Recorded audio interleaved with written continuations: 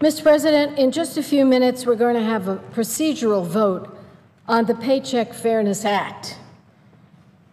And if we really do believe that women and men are equal and should be paid equally, this ought to be an overwhelming vote. The women held a press conference, the Senate women, after the last vote. The Republicans gave us the first procedural vote, so we were able to get to this point. But now we have to have 60 votes in order to move forward with an actual vote on the Paycheck Fairness Act. And we all know what this vote is about. It's very simple. It's about women in America having the same opportunity for success as their male counterparts. No one should be paid less just for being a woman. And this issue was brought to us front and center by Lilly Ledbetter, who was a manager at a Goodyear tire plant in the South, and discovered just by happenstance that although there were 5 managers doing the same thing, 4 men and her, she was getting considerably less money. And to make a long story short, the courts were stacked against her. At the end of the day, Lilly Ledbetter was told by the Supreme Court that she was too late. She didn't know about this. It took her a long time to know about it, therefore she had no case. And we fixed that problem, and we said no more. We're not going to put a statute of limitations because you may never find out about this unfair situation for many years, and you shouldn't be disqualified from justice. But now we have more problems. We have testimony of people being harassed because they simply want to know whether they're getting paid fairly. So I'm so grateful to our colleague, Senator Mikulski from Maryland, for introducing the Paycheck Fairness Act, which will help close the wage gap. Now, you may say, really, is there a wage gap? Well, yes, there is, and we know what it is. Women get paid 77 cents for every dollar made by a man for the same work. Now, that's not every woman, but when you average it all up, that's what you get. Now, I want to say what this means in terms of a yearly pay, and it's $11,000, and I think we ought to really look at this. $11,000 less a year.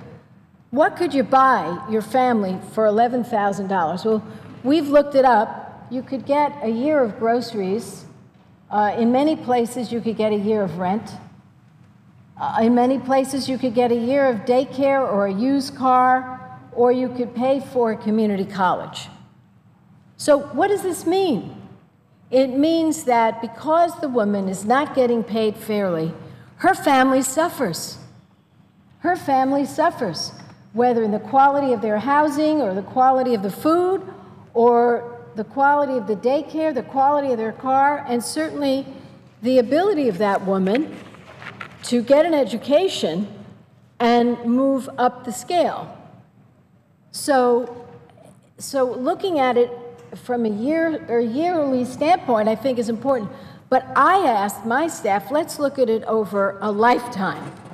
And what is the loss to this woman and her family in a lifetime?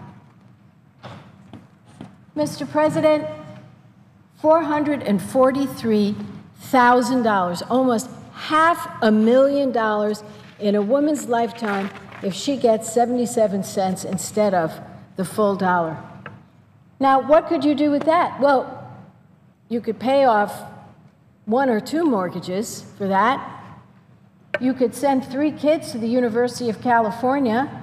You could buy 8,000 tanks of gas. You get the point. And what we don't say here is you'd have more security.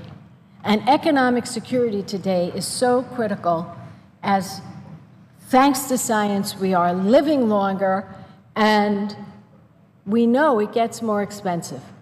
So if I were to tell one of my Republican friends on the other side that somebody came up to a woman, knocked her on the head, and took $500,000 and stole it, they'd be horrified, and they would remedy it. They would bring in the law. Well, I'm asking them to simply vote for the Paycheck Fairness Act. Just vote for it and make sure that women in this country earn what they deserve to earn. The wage gap not only hurts our families, it hurts our economy.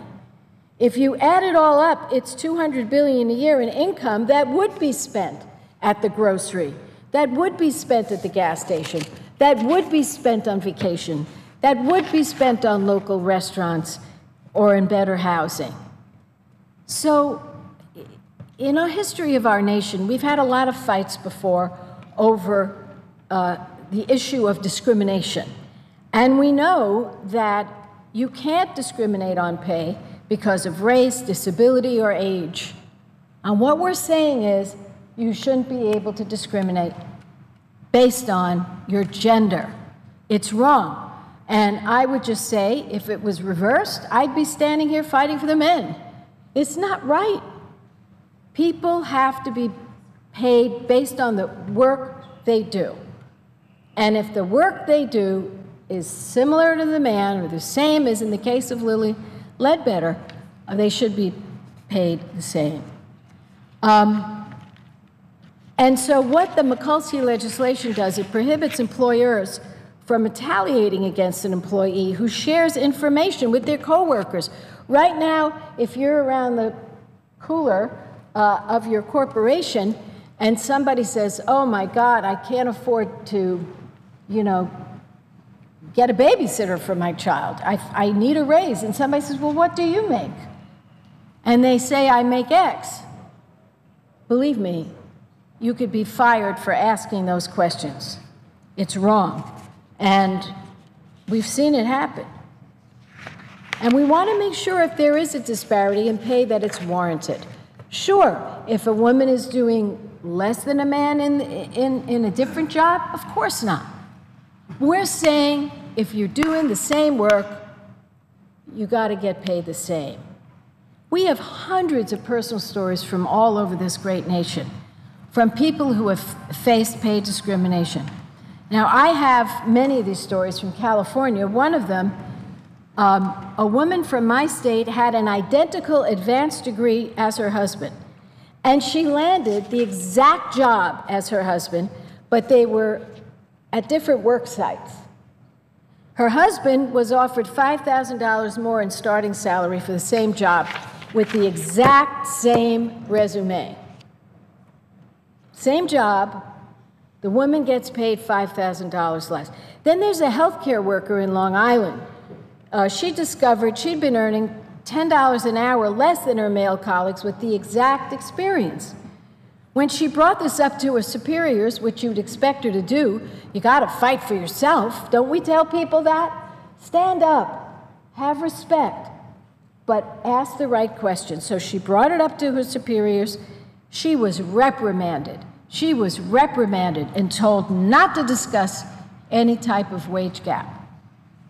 Then there's a female employee from a major corporation in Florida. She was told when she was hired that if you disclosed your salary to other workers, that was grounds for dismissal.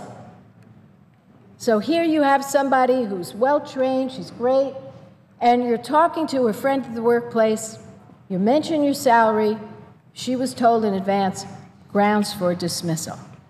So this bill is a major step in the right direction. And I just call on my Republican friends. We don't need that many of you, 5, that's it, right, to get to 60 if everyone's here. We need a handful. Stand with women. Stand with families. Stand with our children. Stand for equality. Stand for justice. Stand for what's right. Don't play games with this. Don't take the side of a boss who is exerting all kinds of pressure on a woman to tamp down her salary. And I think clearly, if we do this together tonight, and I always remain hopeful, if we do this together tonight, what we're going to see is an America that is fair, an America that is just when it comes to our women. And I'm really glad that one of my colleagues is here to discuss this from her perspective. But I do want to say, my kids would say to me, Mom, this is a no-brainer. And this is really not complicated. Equal pay for equal work. We stand for that as Democrats. and we're going to keep on fighting for it. And tonight is that moment in time when we will see whether our Republican friends stand with us to give a fair shot to the women in this country, a fair shot, or they will block us as they have done before. And I hope maybe they'll see the light tonight. I don't think that anything I said will influence them, but I hope that it might, because I do think it's in their interest as well as the interests of the women in this nation to stand united with the Democrats on this. Equal pay for equal work, fairness and justice to the women of this nation. They deserve it. And with that, I yield the floor.